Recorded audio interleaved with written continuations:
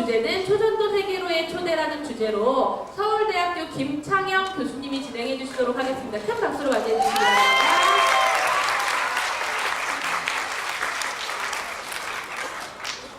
안녕하세요. 방금 소개받은 김창영이라고 합니다. 저는 서울대학교 물리학과에 있고요. 요 전에 도입 강연 선생님께서 초등학생을 대상으로 하시려고 하다가 중고등학생이 많이 와서 살짝 당황하셨다고 그랬는데, 저는 중고등학생을 대상으로 했는데 초등학생들이 좀 있죠. 예, 그래서 살짝 당황스럽긴 하지만 최대한 쉽게 해보도록 하겠습니다. 저는 서울대학교 물리학과에 있고요. 물리라는 학문은 이 세상에 이 세상 뭐 우주 어디든지 그 자연의 이치를 밝히는 학문입니다. 제가 그 중에 특별히 고체물리라는 학문을 하고 있고요.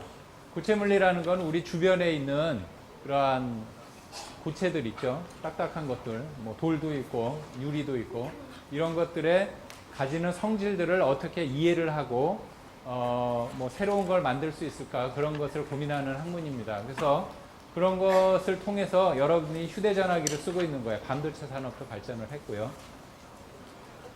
그런데 제가 하고 있는 것은 휴대전화처럼 이렇게 굉장히 흥미있는 바로 일상생활에 이렇게 와닿는 것은 아니고요. 조금 어려운 것을 하고 있어요. 그래서 제가 도입 강연에서 하신 공룡 같은 거 이런 거 하면은 초등학생들을 포함해서 굉장히 재밌어 할 텐데 조금 어려운 것을 하고 있습니다. 그 어려운 걸 그냥 얘기하면 아마 여기 있는 대부분의 학생들이 그냥 좋을 수도 있어요. 그래서 제가 하고 있는 것 중에 특별히 다행히도 이 초전도라는 것을 하고 있는데, 초전도는 뭐 여러분들이 한 번은 들어봤을 거고요. 다행히 이것이 고체에서 가장 흥미있는 물질입니다. 굉장히 흥미있는 물질이죠. 그래서 오늘은 이 초전도가 과연 무엇이고 어떤 성질들을 가졌고 왜 초전도 현상이 일어나는가, 그 다음에 그것이 과연 우리 일상생활에 어떻게 쓰일 수 있는가를 간단하게 소개하도록 하겠습니다. 그래서 조금 전에 말씀드린 대로 순서는 초전도란 무엇인가, 그 다음에 초전도 현상은 왜 생기는가, 그 다음에 초전도를 어디에 쓸 수 있는가 라는 것을 간략하게 소개하도록 하겠습니다. 먼저 초전도 현상이 무엇인가, 이것에 대해서 쉽게 설명을 해보도록 하겠습니다. 그런데 초전도 현상을 설명하려면 먼저 그 전에 알아야 될 지식이 있어요. 그거에 대해서 잠깐 이야기하도록 하겠습니다.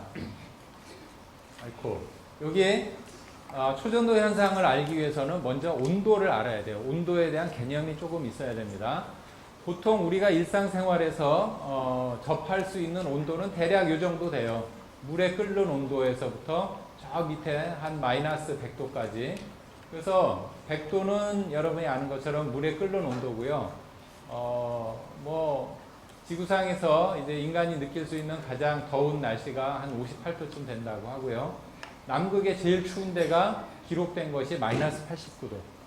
마이너스 89도는 여러분이 반드시 기억하고 있으면 좋겠어요. 왜냐하면 조금 이따 쓸 거기 때문에. 이 정도죠, 대략. 그런데 여러분이 과학을 배웠으면 이 왼쪽에 절대온도라는 것이 있어요. 그래서 100도는 373도에 해당하고요. 마이너스 100도는 173도에 해당합니다. 절대온도는 제일 낮은 온도가 0도예요. 0도에서부터 쭉 올라가죠. 그래서 우리가 접하는 온도는 이 정도지만 사실 그 이외에도 많은 온도가 있죠. 쭉 올라간다면 뭐 태양의 온도는 6000도까지 올라가고요. 근데 오늘 제가 얘기하고 싶은 것은 이 밑에의 온도예요. 여기보다 더 낮은데. 그래서 절대온도로 이렇게 쭉 적어봤습니다. 적어보면 300도 정도가, 여기 온도가 지금 300도 정도 돼요. 절대온도로. 그 다음에 여기에는 안 나와 있지만 쭉 내려가서 77도가 되면, 절대온도 77도가 되면 질소가 액화됩니다. 액화되고요. 조금 더 내려가서 0도에 굉장히 가까운 4.2도에 가면 헬륨이 액체가 되는 그런 온도가 되겠습니다.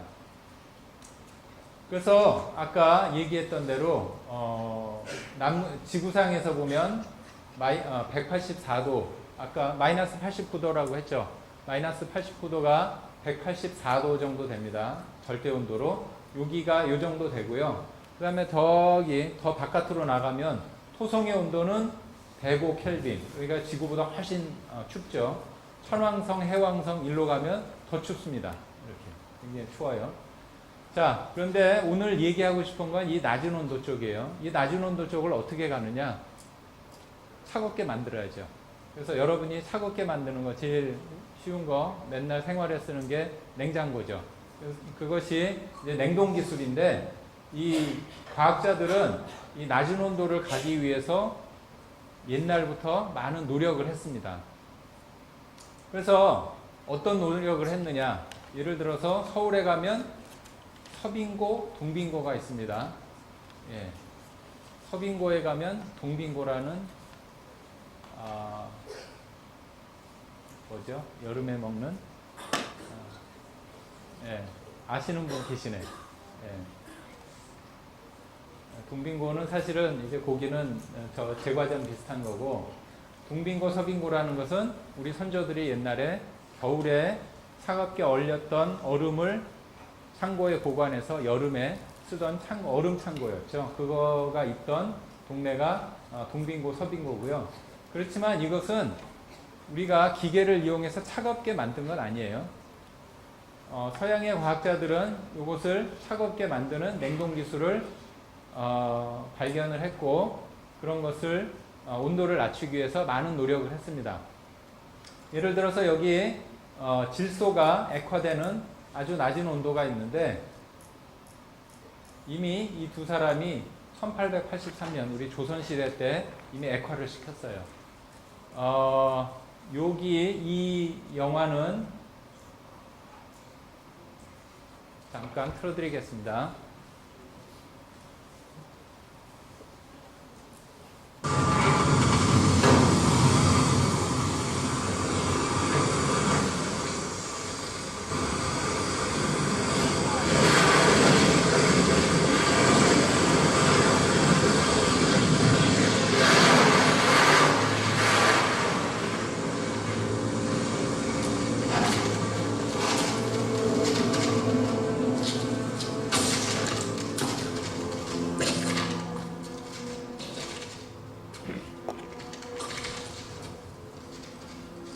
여기는 학생들이 태어나기 전 90년대에 만들어진 영화인데 터미네이터라는 영화예요.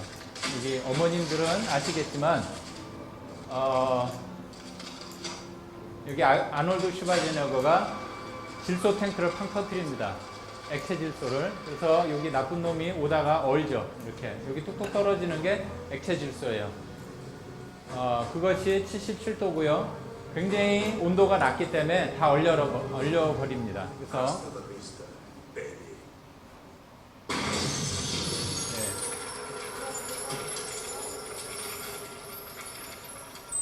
여러분이 액체 질소에다가 고무를 넣으면 정말로 딱딱해져요. 그래서 저렇게 깨집니다. 그래서 이렇게 낮은 온도인데 이 낮은 온도를 1883년도에 만들었고요. 더 낮추려고 엄청 노력을 했죠. 굉장히 중요한 게 이 액체 헬륨인데, 이 헬륨을 액화시킨 것이 요 분입니다. 카멜른 온즈라는 네덜란드 사람인데 1908년에 큰 냉장고를 이용해서 헬륨을 액화시키고, 그 온도는 4.2도, 절대 온도로 4.2도로 굉장히 낮은 온도예요. 그래서 헬륨을 액화시킴으로써 과학계에 저온 물리라는 새로운 분야를 만들게 되고, 이분은 노벨상을 받게 됩니다. 그래서 이 헬륨이 보통은 이제 기체 상태로 존재하죠. 그래서 풍선에다 넣고 이렇게 띄워보내거나 큰 기구에다가 넣으면 이렇게 뜨죠. 근데 헬륨을 액체로 만들면 아주 낮은 온도에서 이상한 현상들이 일어나요. 위로 막 이렇게 뿜어 나오기도 하고 그러한 초유체라는 현상도 일어나고 과학적으로 굉장히 재밌는 현상이 일어나고요. 그 다음에 온도를 낮추기 위해서 많이 씁니다. 그래서 액체 헬륨을 기체가 아니라 액체 헬륨을 이렇게 놓고 부으면 온도를 굉장히 낮출 수가 있어서 낮은 온도에서 어떤 현상이 벌어지는가 그것을 연구하는데 굉장히 많이 써요. 물론 액체 헬륨은 상당히 비쌉니다. 300만 원쯤 해요. 100리터에. 물보다 훨씬 비싸죠. 가솔린보다 훨씬 비싸고 요즘은 한 400만 원 됐습니다. 헬륨이 자꾸 없어져 가지고. 자, 낮은 온도를 얘기했고요. 헬륨이 나옴으로써 굉장히 낮은 온도를 갈 수 있다는 걸 얘기를 했는데 또 하나 여러분이 이제 알아둬야 될 것이 전기 저항입니다. 모든 물질은 전기 저항을 가지고 있어요. 여러분이 잘 알고 있는 이 ohm의 법칙. 어떤 물체에다가 전압을 걸어주면 거기에 비례해서 저항이라는 값에 비례해서 전류가 흐르게 되고요. 이것이 저항이고 물질 고유의 저항을 우리가 비저항이라고 부릅니다. 비저항 값은 이것이 부도체냐 도체냐에 따라서 값이 굉장히 바뀌게 되는데요. 우리가 알고 있는 펄츠나 또는 고무 같은 것은 10의 13승이라는 굉장히 큰 값을 가지고요. 그래서 굉장히 전기를 안 흐르게 만들죠. 반대로 은이나 구리, 금과 같이 전류가 굉장히 잘 흐르는 도체들은 굉장히 이런 작은 값을 가집니다. 그래서 여기하고 여기의 비율은 10에 20 몇 승이니까 뭐 엄청나게 큽니다. 자, 그래서 근데 그 아주 오래 전에 100년 전에 헬륨을 액화시켰을 그 시기에 사람들이 어떤 연구를 하고 있었냐면 이런 연구를 해요. 여기 저항이 온도에 따라서 달라집니다. 그래서 우리가 알고 있는 금속이라는 도체를 온도에 따라서 저항을 측정해 보면 온도를 내리면 점점 내려가요. 이렇게. 반대로 부도체는 온도를 낮추면 저항이 점점 올라가는 이런 현상을 가집니다. 그래서 왜 이런 현상을 가지는가? 이것도 물리학 분야에서 굉장히 중요한 문제인데요. 사람들이 이런 거에 관심을 가졌죠. 100년 전에. 왜? 온도를 낮추는 그런 기술이 있었기 때문에. 그러니까 예를 들어서 여기 이상한 물질이 있는데 여기에 보면 도체가 되면 온도가 저항이 떨어지고요. 부도체는 주로 올라가고 이렇게 하죠. 이런 연구를 하고 있었어요. 자, 그런데 우리가 100년 전으로 한번 가보죠. 헬륨을 처음 액화시켰을 때. 이렇게 이제 그전에는 헬륨을 액화시키지 않았기 때문에 어느 한계가 있었어요. 온도를 내려갈 수 있는 한계가. 그래서 쭉 저항이 내려가고 있었는데 더 내리면 과연 계속 떨어질까? 아니면 계속 올라갈까? 이게 궁금했던 거예요. 100년도 넘기 전에.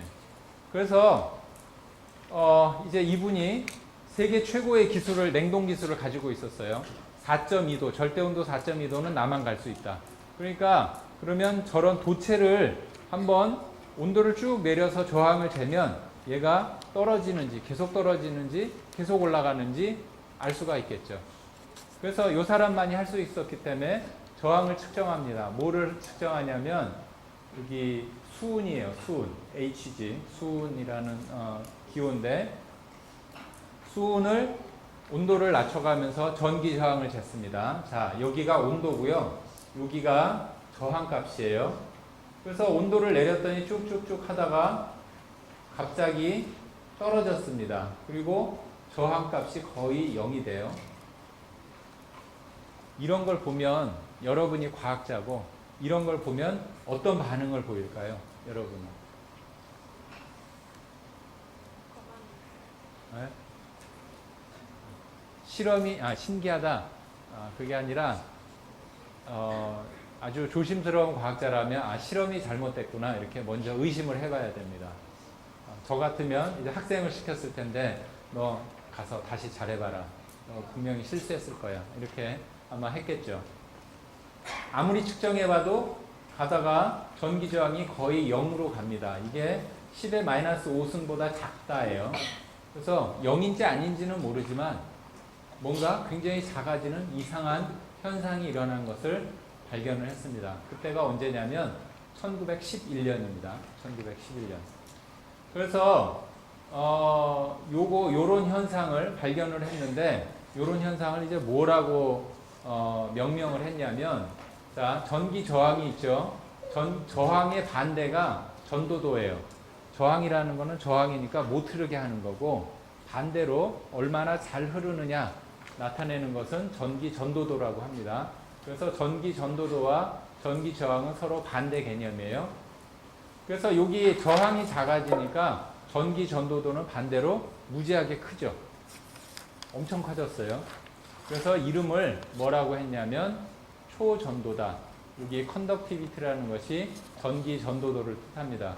전기 전도도가 무지무지하게 커졌어요. 그래서 그것을 초전도라고 명명을 하고, 이것이 진짜 전기 저항이 0인지 또는 전기 전도도로 따지면 무한대가 되는지는 알 수가 없었어요. 그래서 단지 엄청나게 크기 때문에 슈퍼컨덕티비티, 초전도라고 이렇게 명명을 했습니다.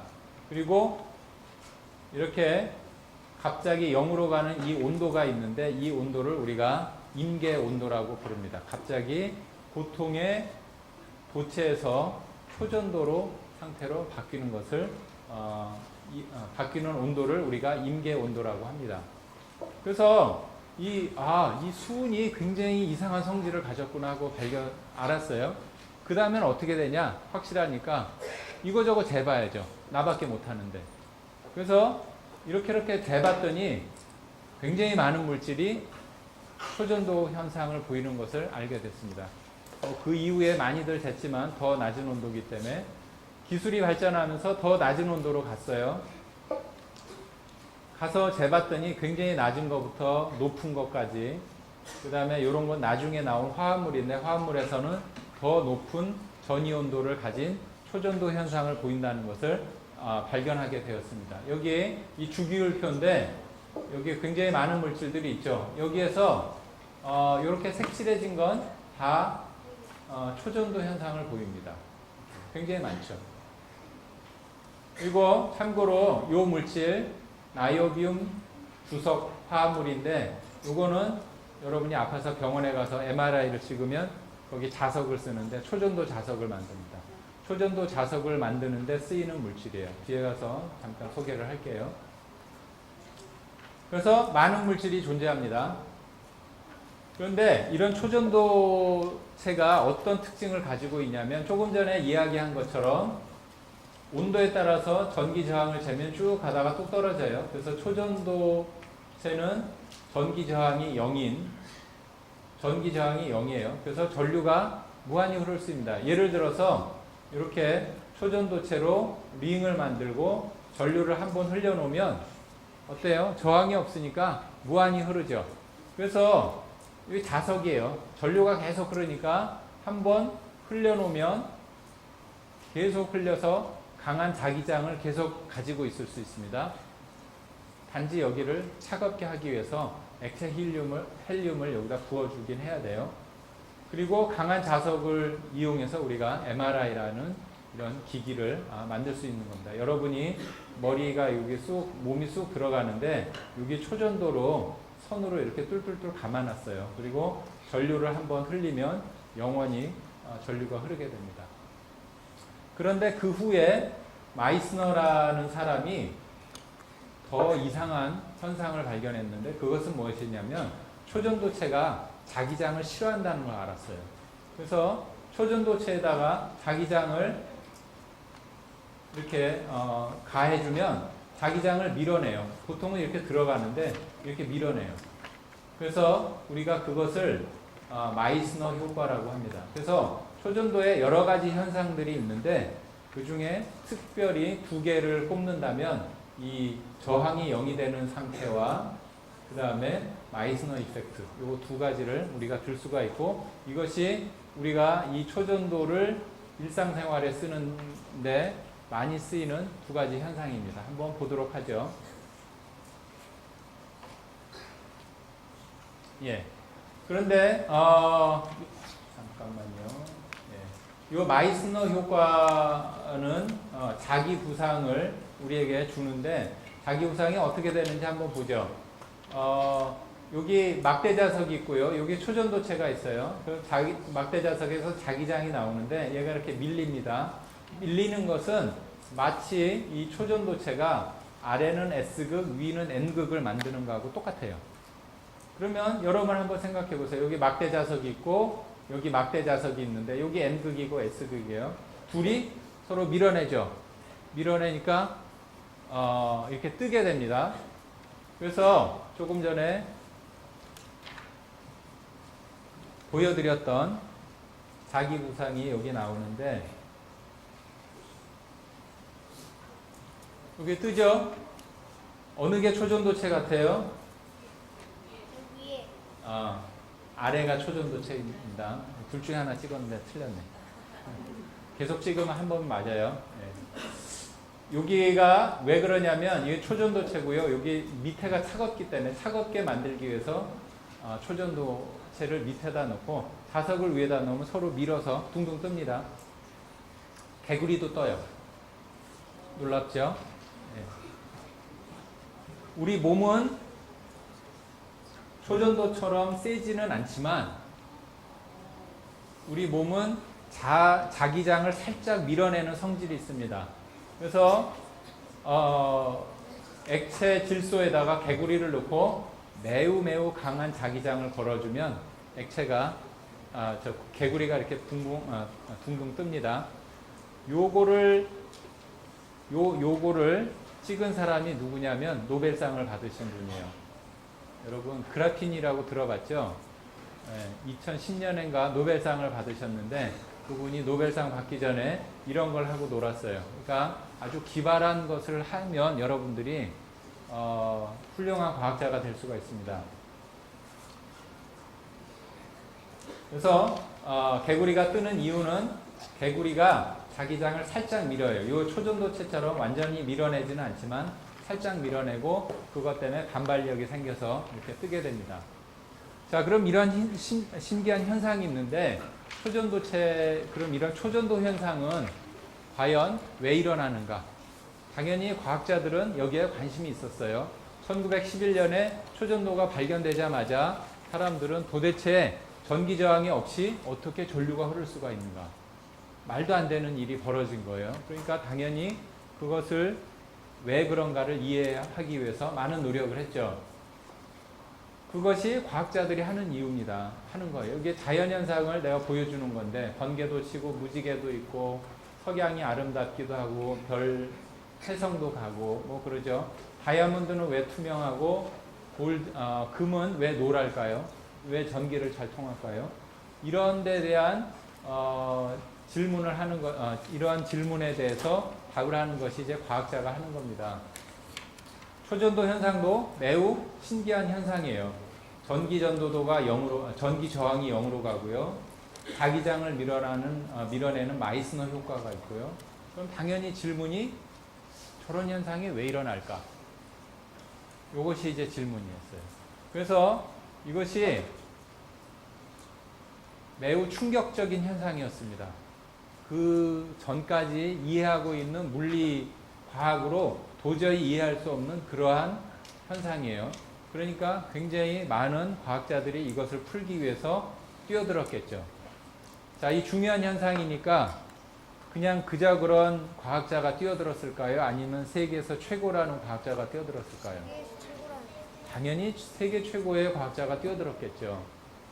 자, 그런데 아까 앞에서 얘기했던 전기 전도도, 전류가 흐르는 거에 대해서 한번 봅시다. 도체 안에서 전류가 흐른다는 것은 원자가 이렇게 쉽게 얘기하면 원자가 이렇게 박혀 있고 전자가 가다가 이렇게 부딪히는 거예요. 부딪히면 전기 저항이 생깁니다. 내가 가려고 그러는데 내가 여기를 뚫고 가면 학생들이 앉아 있으니까 내가 빨리 못 가죠. 전기 저항도 같은 거예요. 그래서 못 가는데 초전도체는 이상하게 여기 부딪히지 않고 잘 갑니다. 그래서 이 전자가 어떻게 부딪히지 않고 잘 갈까? 많은 사람들이 고민을 했죠. 굉장히 그 당시에 유명하다는 과학자는 다 뛰어들었어요. 네. 여기에 누구시죠? 아인슈타인이네요. 예. 그 다음에 여러분이 화학이나 물리를 배웠으면 보어 들어봤죠? 이거 못 들어봤을 거예요. 예. 란다우 못 들어봤나요? 요 분들은, 요 두 분은 들어봤을 거예요. 그 다음에 파인만 들어봤죠? 예. 얼마 전에 돌아가신 겔만이라는 분이 있는데, 그 겔만의 라이벌, 파인만 교수님. 훨씬 유명하죠, 근데. 그 다음에 하이젠버그, 이런 분도 있고, 요 분이 재밌는데, 요 분은 결국 초전도 현상을 결국에 푼 분이에요. 근데 이분도 맨 처음에는 실패를 했어요.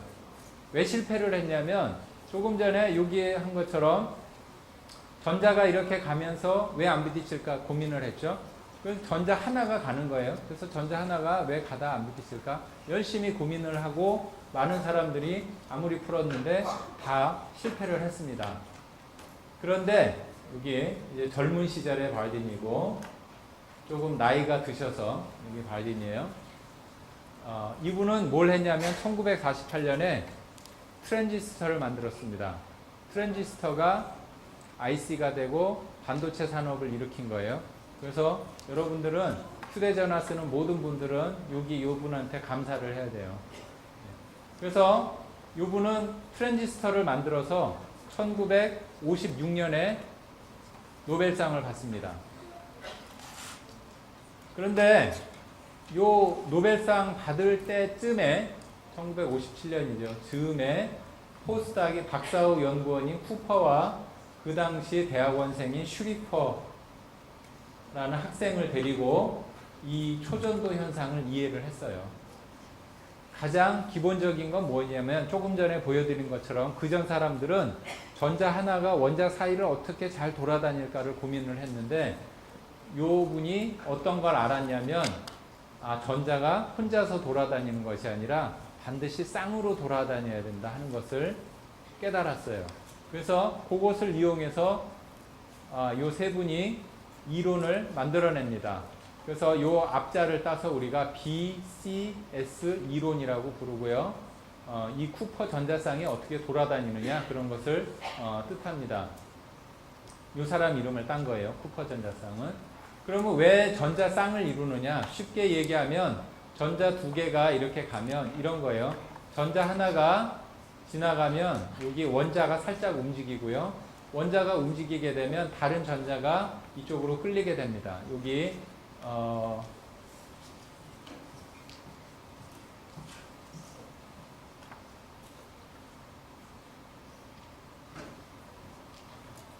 요 전자가 움푹 들어가게 만들면 다른 전자가 끌려오죠.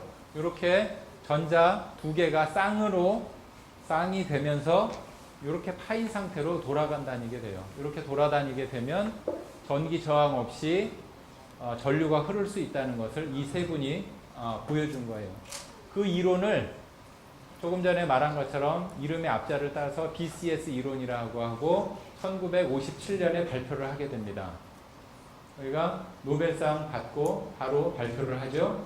이분은 요 업적을 가지고 이 세 분은 1972년에 노벨상을 받습니다. 그래서 요 분은 물리 분야에서 유일하게 노벨 물리학상을 2번 받으신 분입니다. 자, 그래서 이제 초전도 현상이 왜 일어나는가를 일단 이해는 했고요. 사람들이 그 다음에는 어떤 일을 했냐면 임계 온도, 아까 초전도가 되는 온도, 그게 굉장히 낮다고 했죠. 이게 좀 높아져야 쓸 수가 있지. 굉장히 낮으면 매우 차갑게 해야 되잖아요. 액체 헬륨 만드는 게 쉽지 않습니다. 전기도 엄청 먹고요. 그래서 임계 온도가 높은 초전도체를 발견하려고 많이 노력을 했어요. 그래서 처음 발견된 건 머큐리고 수은이고 그 다음에 납이 조금 높다는 건 알았고요. 그래서 막 뒤져보니까 나이오뷴이 제일 높아요. 그냥 원소 하나로는. 그런데 나이오뷴하고 다른 거를 막 섞었더니 임계 온도가 올라갑니다. 이렇게. 그래서 제일 높은 나이오뷴 3, 23, 절대 온도로 23도예요. 여전히 낮죠. 그래서 여기에 멈춰져 있었고 사람들은 그래서 절대 온도로 30도 정도가 최고가 아닐까 한계가 아닐까라고 생각을 했고, 여기에 있는 물질을 이용해서, 여기 나이오비움 킨 요걸 이용해서 MRI에 쓰이는 자석도 만들고 그런 상황이었죠. 그런데 1986년에 고온 초전도라는 것이 발견됩니다. 그래서 그 한계라고 여겨졌던 그것을 뛰어넘는 란타늄, 바리움, 카퍼, 악시즌이라는 구리산화물에서 35켈빈, 절대온도 35도의 고온 초전도체가 발견되고요. 1986년에 발견됐는데 이 두 사람이 발견했고요. 이 두 사람이 노벨상을 받습니다. 보통 노벨상은 업적을 만들고 그 다음에 이게 맞나 틀린가 검증을 하고 해서 20-30년이 걸리고 그래요. 10년, 20년 정도는 보통 걸리죠. 근데 이 두 분은 노벨상을 1987년에 받습니다. 이게 레코드예요. 뭔가 일을 하고 노벨상을 가장 빨리 받은 그런 경우에 해당합니다. 그만큼 이 업적이 굉장히 중요한 업적입니다.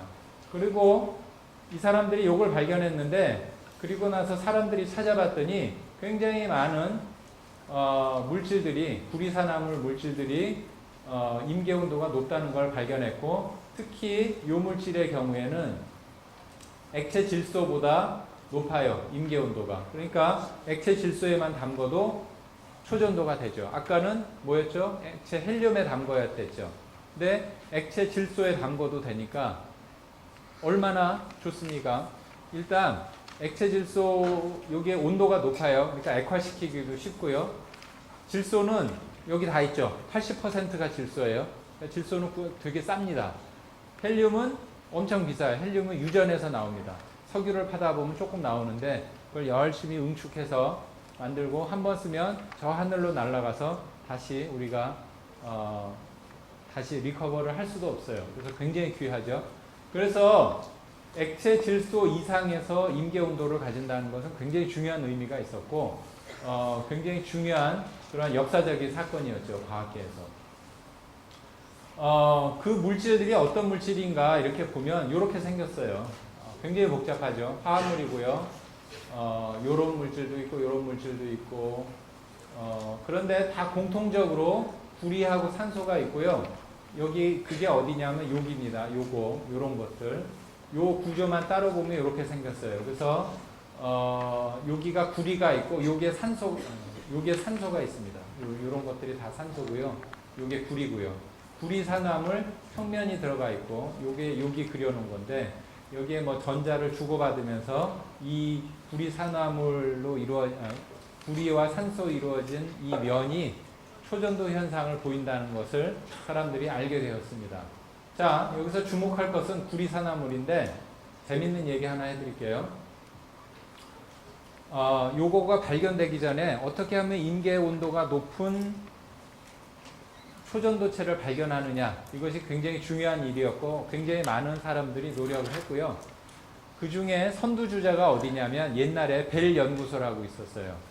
미국의 전화회사 AT&T 벨, 거기서 운영하는 연구소가 있었는데 그 연구소에 굉장히 유능한 아주 똑똑한 사람들이 많이 몰려 있었고 그 사람 중에 한 사람이 버나드 마티아스라는 사람이고요. 여기 위키피디아로 나와 있습니다. 이 사람이 이 초전도체를 발견하기 위해서 많이 노력을 했는데 그러다 경험적으로 이렇게 얘기를 했어요. 뭐 이런 조건을 만족해야 임계온도가 높은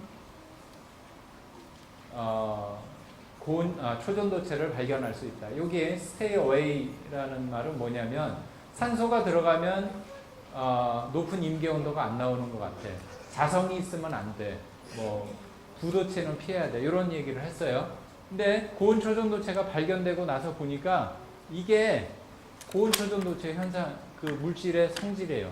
그러니까 이런 걸 피하라고 했는데 피하라고 하는 그 성질을 가진 물질에서 고온 초전도체가 나온 거죠.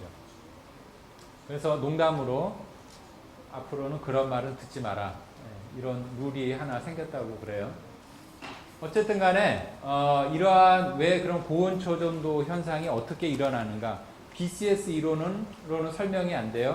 그래서 이것을 이해하기 위해서 왜 그런가를 근본 원리를 밝히기 위해서 많은 사람들이 지금도 노력하고 있고요. 저도 그 중에 한 명입니다. 그래서 여러 가지 논문도 쓰고 있는데 중요한 것은 지속적인 연구가 필요합니다. 굉장히 어려운 문제라서 앞으로도 계속 노력을 할 거고 많은 그 단서를 찾기 위해서 많은 노력을 하고 있습니다.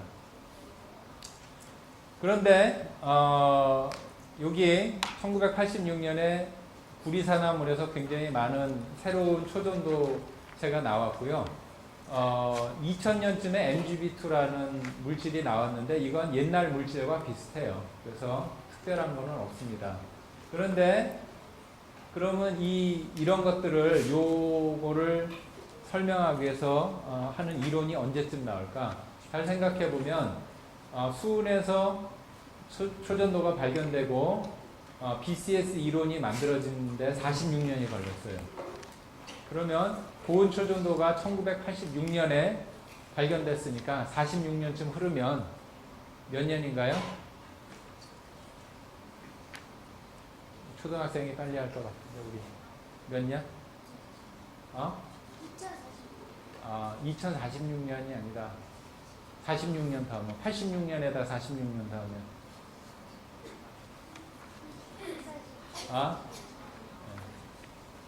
2032년 맞나요? 네, 86에 46 2032년이에요. 2032년쯤에는 발견되지 않을까 그런 기대를 하고 있습니다. 불행히도 저는 여기 바로 전에 은퇴를 해요. 그래서 이제 요거를 풀고 은퇴를 하는 것이 꿈입니다. 자, 그런데 이제 요런 상황이고요. 그런데 그 와중에 새로운 초전도체들이 또 발견이 됩니다. 이번에는 구리산화물이 아니라 철이 들어간 물질들에서 임계온도가 꽤 높은 초전도체가 2008년에 발견됐고요. 그래서 우리가 농담으로 그것을 초전도의 철기 시대라고 합니다. 왜 그러냐면 여기 구리 기반 고온 초전도체니까 여기 청동기 시대, 여긴 철기 시대. 근데 철이 딱딱하죠. 더 좋은 성질을 가졌는데 불행히도 여기는 임계온도가 여기보다 높지는 않아요. 그래서 농담에 그쳤고요. 그러면 임계온도가 지금은 어디에 와 있느냐? 철기반 고온 초전도체가 여기에 머물러 있다고 생각했는데 몇 년이 지나서 아주 간단한 철이 들어간 새로운 물질이 100도쯤에 절대온도 100도쯤 꽤 높죠. 여기에 나온다는 것을 발견했고요. 이게 몇 년, 한 5년쯤, 5, 6, 아니구나. 한 7년쯤 됐습니다. 7, 8년 됐고요. 한 3년 전에 놀랍게도 이런 거하고 전혀 관계없이 수소가 들어간 화합물을 아주 높은 압력을 가해서 누르면 임계온도가 이만큼 200도, 절대온도로 200도가 넘어간다는 것을 발견했어요. 엄청 뛰었죠. 그동안 별 진전이 없다가 갑자기 엄청 뛰었습니다. 이것은 섭씨로 하면 마이너스 70도예요. 아까 남극이 몇 도라고 그랬죠? 마이너스 89도. 얘는 남극에 가면 초전도 현상을 일으킵니다. 따로 안 해도. 그렇죠? 그래서 이제 농담으로 남극의 상온은 마이너스 89도예요. 그래서 이 초전도체는 남극에 가면 상온 초전도체가 됩니다. 그런데 더욱 놀라운 것은 바로 한 2, 3주 전에 5월입니다. 5월에 이 해괴망측하게 생긴 이 물질에서 마이너스 20도에서 초전도 현상이 발견됐어요. 이제 마이너스 20도까지 갔습니다. 그래서 심지어 추운 서울의 추운 겨울에 아니면 강원도쯤은 뭐 당연히 되겠죠. 강원도의 추운 겨울에 초전도 현상을 보입니다. 그 정도까지 올라왔어요. 우리의 꿈은 뭐냐면 이거보다 더 높아져서 여기에 상온, 우리가 살 수 있는 상온, 여기에서 초전도 현상을 보이는 그런 물질을 찾는 겁니다. 이게 이제 꿈이에요. 그러면 세상이 바뀔 수가 있으니까. 여기 한번 봐요. 어떻게 인계 온도가 올라갔나 봤더니 여기 천천히 가다가 여기 뛰었죠. 그러고 발전이 없었어요. 그래서 많은 사람들이 끝났다고 생각했습니다. 근데 크게 보면 이렇게 올라가죠. 그러니까 여기 언제쯤 2040년, 50년 요쯤 되면 저는 어쩔지 모르겠지만 여기 있는 우리 학생들이 커서 어른이 되고 했을 때쯤에는 혹시 이런 게 나올지 모르겠어요. 그러면 이런 상온에서도 특별히 차갑게 하지 않고도 초전도를 실생활에 쓸 수가 있겠죠. 그래서 이런 초전도는 그럼 지금까지 얘기를 많이 했는데 어디에 과연 쓰이는가? 굉장히 많이 씁니다. 생각보다. 특히 연구하는 사람들이 많이 써요. 약한 자기장을 측정하는 기계는 초전도에 특별한 성질을 씁니다. 오늘 얘기하지는 않았지만 그것을 쓰는데 약한 자기장을 얼마나 약한 걸 잴 수 있냐면 여러분이 뇌에서도 자기장을 만들어요. 심장이 뛸 때도 자기장을 만듭니다. 몰랐죠? 왜 그러냐면 여기에 이온들이 흐르기 때문에 굉장히 약한 전류가 흘러요. 약한 전류가 흐르면 자기장이 생깁니다. 그런 것까지 우리가 측정할 수 있는 그런 기계가 있어요. 그런 건 초전도를 이용해서 측정을 합니다. 아까 얘기했지만 초전도 자석 얘기했어요. MRI 할 때 초전도 자석에 많이 쓰고요. 강한 자기장을 만들기 위해서. 이런 초전도 자석은 K스타라고 들어봤죠? 예, 핵융합을 하기 위해서 강한 자기장이 필요합니다. 강한 자기장에는 반드시 초전도 자석을 써야 돼요. 그래서 대전에 있는 핵융합장치 K스타에도 쓰이고요. 입자가속기에도 굉장히 강한 자석이 필요하기 때문에 초전도 자석을 많이 쓰고 있습니다.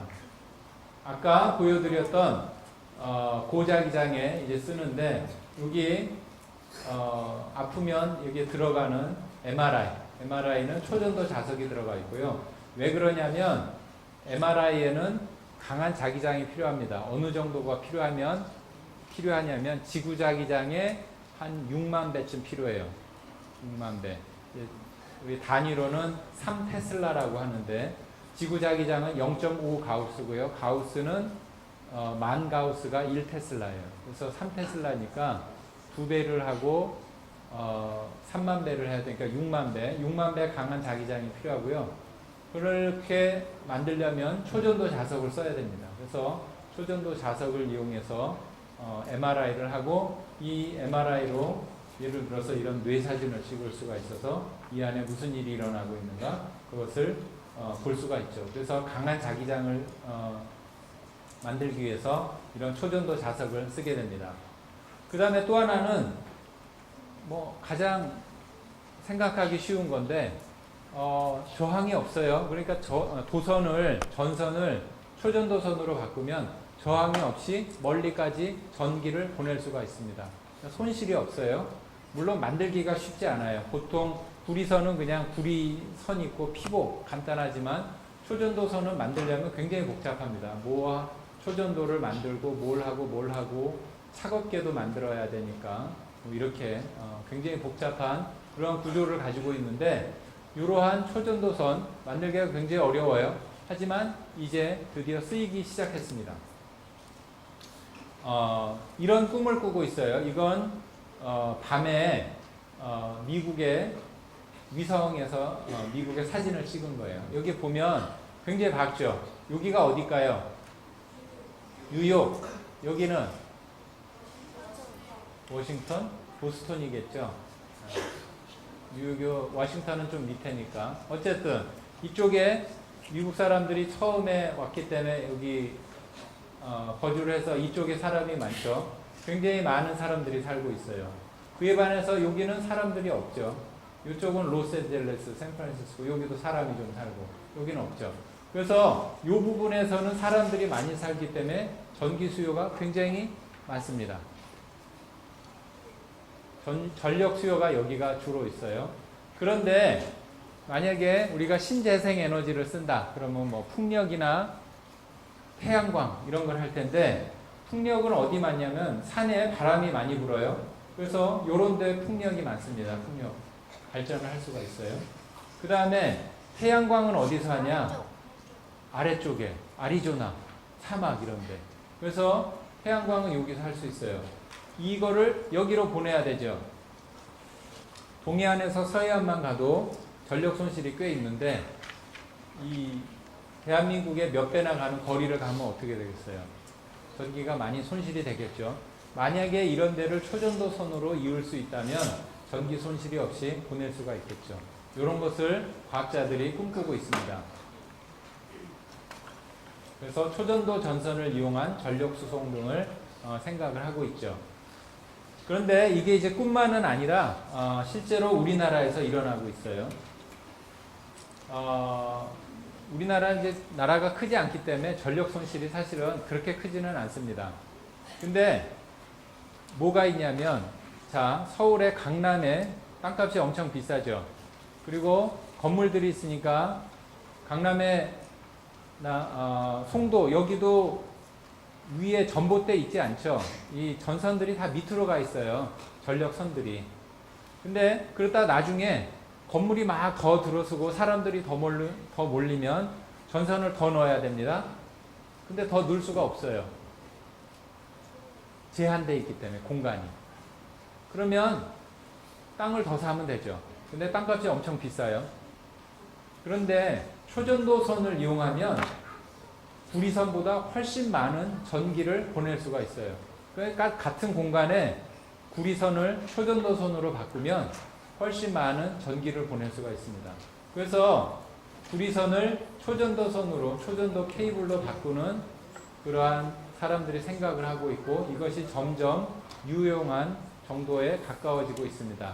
그 예로 제주 초전도 센터가 있어서 풍력 발전 뭐 한 거를 이렇게 테스트를 하고 뭐 보내는 것도 하고 있지만, 실제로 하고 있는 것이 어디냐면 저기 수원 쪽에 신갈 변전소에서 흥덕 변전소까지 1km 정도 되는 구간에 초전도선으로 깔고 있습니다. 지금. 그래서 올해 말이나 내년 초쯤에 완공된다고 들었어요. 그러면 세계 최초로 전력을 초전도선으로 보내는 그러한 구간이 될 겁니다. 그러니까 우리나라가 이러한 기술력을 가지고 있습니다. 그래서 이런 것이 이제 진정한 고온 초전도체를 활용한 건데, 고온 초전도체의 진정한 상용화가 되겠습니다.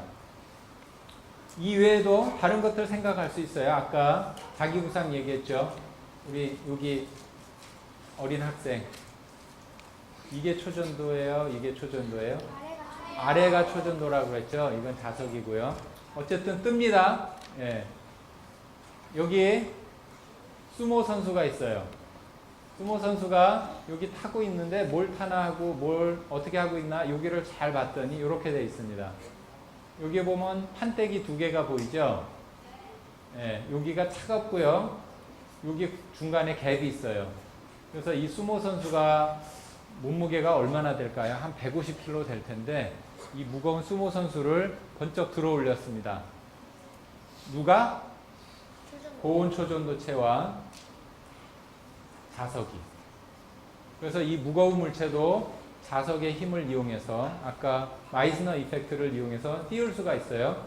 1993년에 YBCO라는 고온 초전도체를 위해서 이 수모 선수를 띄웠는데, 이 수모 선수는 일본 사람인데 이 YBCO라는 고온 초전도체를 만드신 분은 지금 서울대학교 재력과에 계신 교수님이에요. 한국 사람이 만든 겁니다.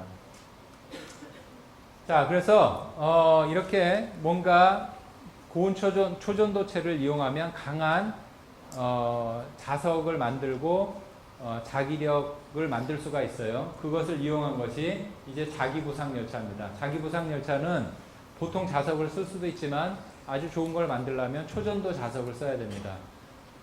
초전도, 아까 여기 조금 전에 이제 그 수모 선수를 띄우는 자기부상을 얘기했는데, 실제로는 초전도를 이용한 자기부상 열차는 그걸 이용하는 건 아니고요. 조금 다르긴 하지만 여전히 초전도를 이용해서, 초전도체를 이용해서 기차를 띄우고 자기부상 열차를 만들 수가 있습니다. 이 동영상은 2015년에 일본에서 테스트를 한 자기부상 열차입니다. 시속이 얼마냐면 KTX의 딱 2배. KTX가 시속 300km로 가죠. 이 일본의 이 자기부상 열차는 시속 600km로 갑니다. 그런데 여기에 초전도체를 이용한 자석을 이용해요. 느린 것 같죠? 이게 굉장히 길어요. 이 기차가.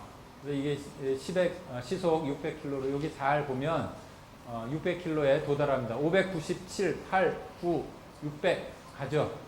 네, 이렇게 빠른 자기부상 열차를 만들려면 초전도체를 쓰는 것이 중요합니다. 그래서 이 기차에는 초전도로 만든 자석을 싣고 가요.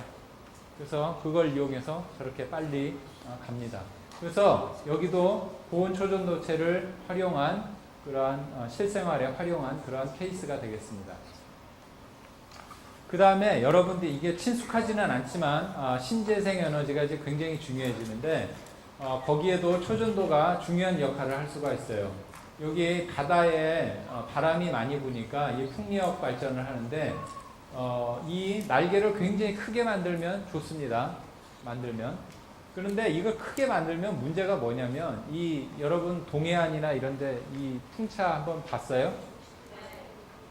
지나가면 윙 하고 큰 소리 나죠. 날개가 이거 하나가 막 30m씩 해요. 무게가 얼마나 될까요? 엄청 무겁습니다. 그래서 이게 이제 크게 만들면 좋은데 이 무게가 굉장히 무거운 것이 굉장히 문제예요. 근데 여기에는 이 날개 무게뿐만 아니라 여기 발전기가 있어요. 발전기가 있어야 발전을 하죠. 발전기도 커져요. 그러면 그것도 무겁습니다. 그래서 이제 그런 것이 문제가 되는데 이 고온 초전도체를 이용해서 발전기를 만들면 발전기에 자석이 들어가는데 자석이 훨씬 세기 때문에 조그맣게 만들 수가 있어요. 훨씬 가볍습니다.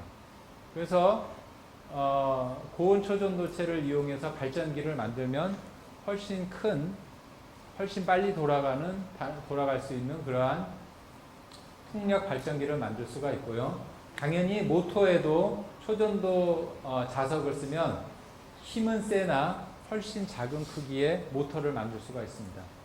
그래서 그런 데 활용하기 위해서 많은 사람들이 계속 지속적인 연구를 하고 있고요. 심지어 배도 쓸 수가 있습니다. 여러분 큰 유조선이나 이런 거 보면 엔진이 있죠. 엔진이 엄청 무겁습니다. 큰 배를 움직이려면 엔진이 무거워요. 그런데 스크루는 뒤에 있죠. 뒤에 있는데 뒤에 이렇게 있으니까 엔진이 이 스크루 가까이 있어야 돼요. 이 무거운 엔진이 이 배 끝에 있으면 어떻게 돼요? 뒤가 무거워서 불안정합니다. 그래서 가능하면 얘 무게가 이 전체에 퍼지면 좋겠죠. 아니면 배 가운데 쪽에 있으면 좋을 거예요. 훨씬 안정되겠죠. 그래서 한 가지 방법이 뭐냐면 이 엔진을 가운데다 놓고 거기에 발전기를 물려서 전기를 만들어요. 전기를 만든 다음에 전기를 쭉 보내서 초전도 모터로 이 스크루를 돌리면 얘는 굉장히 가볍습니다. 그리고 저기 모터랑 발전기는 엔진이랑 발전기는 저 가운데 쪽에 있고요. 그래서 이렇게 선박 기술에도 활용될 수 있다고 합니다. 그것뿐만이 아닙니다. 요거는 이제 한 20년 전에 사실 연구를 많이 했던 건데 하다가 돈이 안 돼서 살짝 멈추고 있지만 요거는 무선 통신에 쓰이는 마이크로웨이브 필터라는 거예요. 이제 여러분이 주파수 대라는 것이 있는데 우리가 휴대전화기 다 가지고 있잖아요. 여기서 다 전화 걸면 안 되죠. 왜 안 되냐면 다 쓰려고 그러니까. 그래서 우리가 쓸 수 있는 주파수 대역이 있어요. 이 주파수 대역에 우리 사용자가 몇 명이나 쓸 수 있는가는 내가 거기에 그 대역 중에 아주 일부를 얼마나 잘 쓸 수 있는가 이거에 굉장히 중요한데 그때 이 초전도체를 이용한 필터를 마이크로웨이브 필터라는 것을 이용하면 훨씬 많은 사용자를 쓸 수가 있어요. 그래서 그런 것을 이제 중계기에 달아놓고 우리가 쓰게 되면 더 많은 사용자가 사용할 수가 있겠습니다. 그래서 주파수 대역이 지금 어떤 주파수 대역 이렇게 통신사에서 살 때 나라의 조 단위의 돈을 내죠. 그래서 그러면 같은 돈을 냈는데 더 많은 사용자를 쓴다면 더 많은 돈을 벌 수가 있을 거예요. 그래서 그런 것이 이제 중요한 이슈가 되고 있는데 이제 이런 게 이제 각 중계기 가야 되는데 문제는 이 초전도체가 되니까 이거를 계속 차갑게 해줘야 돼요. 중계기에다 다 달면 돈이 많이 들겠죠. 그래서 이제 이렇게 따져봐야 되는데 어느 게 돈이 많이 되느냐. 만약에 많은 사용자가 써서 돈을 더 많이 벌 수 있다면 이런 것도 사용 가능한 기술이 되겠죠. 그래서 조금 우리가 이제 어디에 사용할 수 있는가 등을 전반적으로 정리한 이런 그림인데 여기에 보면 초전도로 만든 발전기 또는 모터가 있고 풍력발전소도 할 수가 있고요.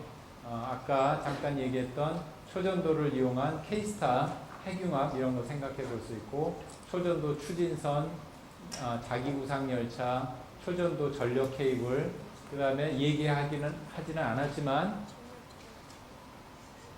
발전을 하고 에너지를 어딘가 저장하는 것도 굉장히 중요한 기술인데 초전도를 이용한 전력 저장 장치 이런 것도 우리가 생각을 해볼 수가 있습니다. 만약에 상온 초전도체가 나온다면 어쩌면 초전도를 이용한 전기, 그러니까 여기 전기 자동차에도 모터가 들어가는데 상온 초전도가 나와서 우리가 차갑게 할 필요가 없다면 모터를 초전도체를 이용하면 훨씬 작고 강력한 그런 만들 수가 있겠죠.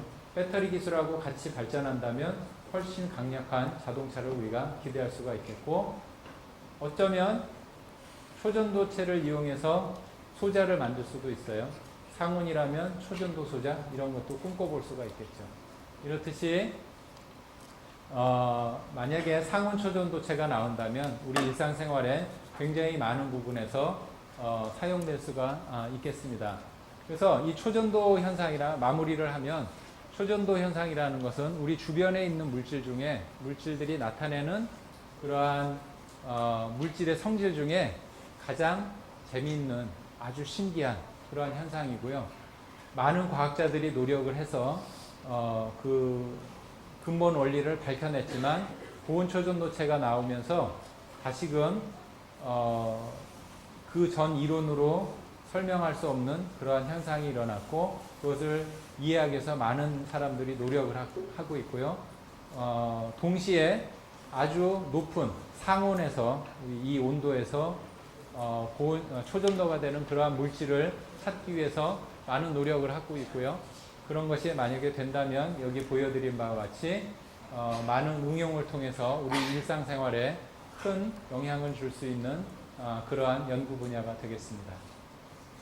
자, 그래서 제가 오늘 준비한 것은 여기까지고요. 경청해 주셔서 감사합니다.